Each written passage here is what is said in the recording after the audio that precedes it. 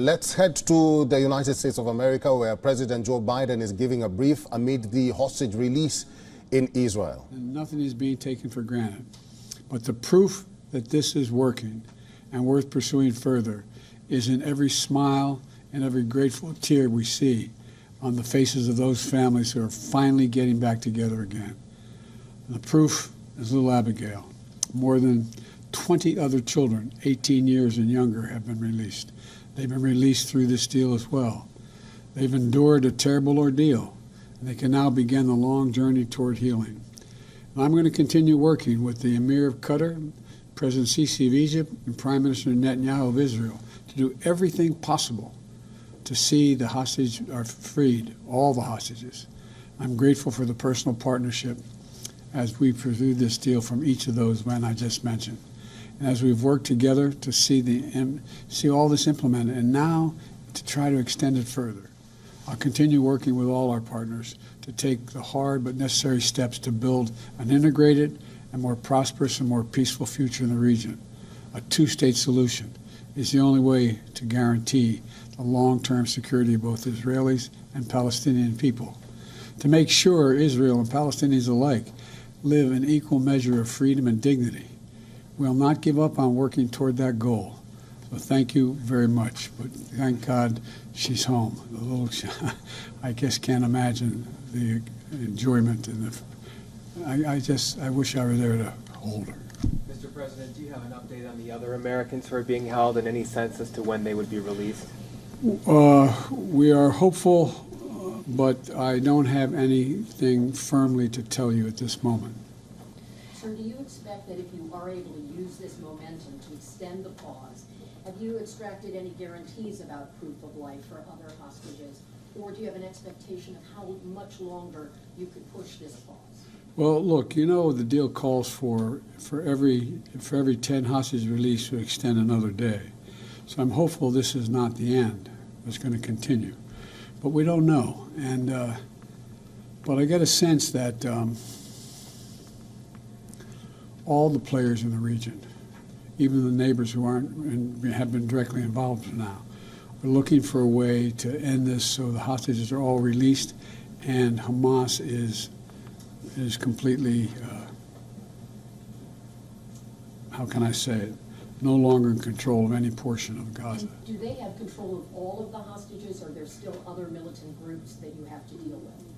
We think there are probably other militant groups, but we're not certain. Mr. President, how is Abigail doing? What's her physical condition? Do you have any information? I haven't gotten that information. I just wanted to let you know immediately. They were going across into Egypt, as you recall. That was the route. But an older, non-American, elderly woman is very sick and was in need of immediate medical help. So they arranged to cross directly into Israel to be able to take her to a hospital. All I know is that she has been held. I don't know. I haven't seen a photograph. I've just been in communication with my team. But she is safely ensconced in Israel. But there's a lot more work to be done. How many days would you like to see the pause go on for? I would like to see us move to a point where we were able to, well, let me put it this way. I'd like to see the pause go on as long as prisoners kept coming out. All right, thank you all so very much. I know, we have to call you. I know you say, what's he calling me with only 10 minutes or so notice? I said, that's the notice I get, because we didn't know, I didn't want to be having this press conference if they weren't physically, even when they were in the Red Cross ambulance, I didn't want to do it because they were not out. They were still in Gaza. So I don't thank you enough, but thanks for your patience. And I know it's... We're here anytime, sir. All right. Jill, I thank... Happy holidays. Okay, happy holidays to you guys. Thank you, Mr. President. Thank you, sir.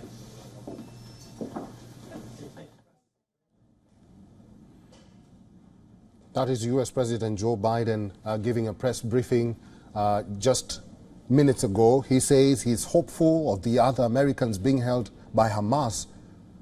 They will be released. He says he will continue to engage with all the players in the region and will ensure that Hamas will not be in control. He is speaking ahead of a 4-year-old American who was part of the hostage or hostages released by Hamas, and she was taken to Egypt, and the president says that he cannot wait to hold or even hug the 4-year-old. The president says that the 4-year-old is in good condition, and he is hopeful that other Americans will be released in due course. He says he's engaging with all the players in the region, which includes Qatar and Israel, to ensure that the hostage release does not pause or does not stop. He says that they will ensure that Hamas will not be in control in the future, regardless of the war or if the war ends. Joining us on the line is our correspondent Susan Teherani from New York. Susan, the president just spoke. He says that he was not aware of this press conference, but he had to give this press conference. What more did he say?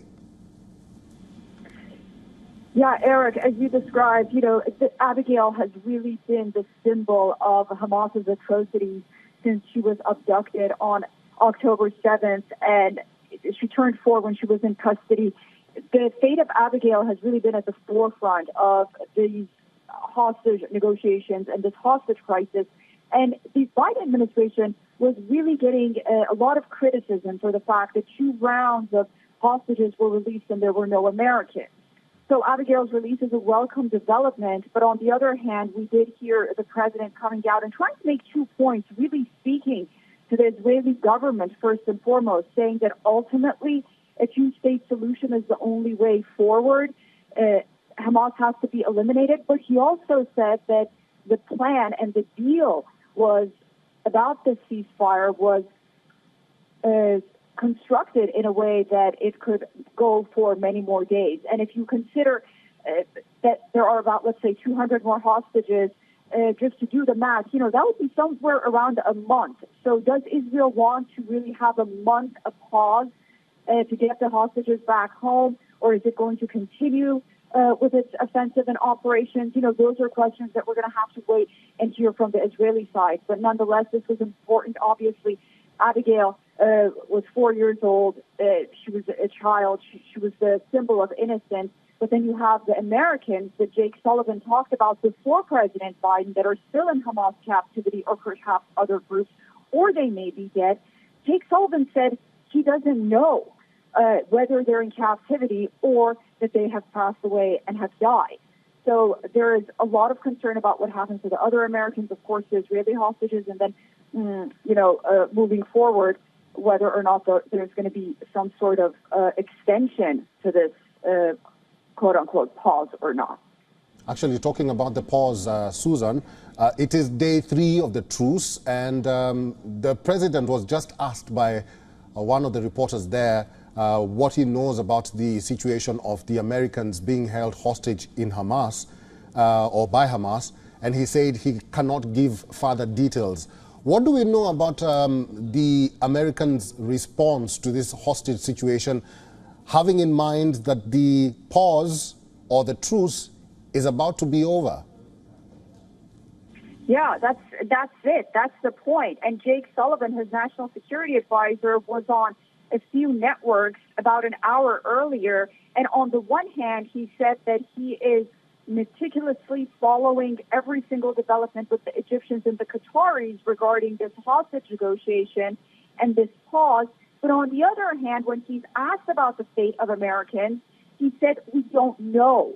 So, that's a little bit concerning that on the one hand, the United States doesn't know what's happening to the Americans, but on the other hand, they say that they're meticulously monitoring every single aspect of this hostage negotiation and this pause. From what the president said, I think that you can attest to as well, it seems that they're expecting to extend this pause. Now, how that will go about, what kind of operations Israel is willing to halt or continue to halt, those are questions I think we'll learn in the next 24 to 48 hours. All right, that is our correspondent Susan Teherani on the line from New York. Thank you, Susan. WION is now available in your country. Download the app now and get all the news on the move.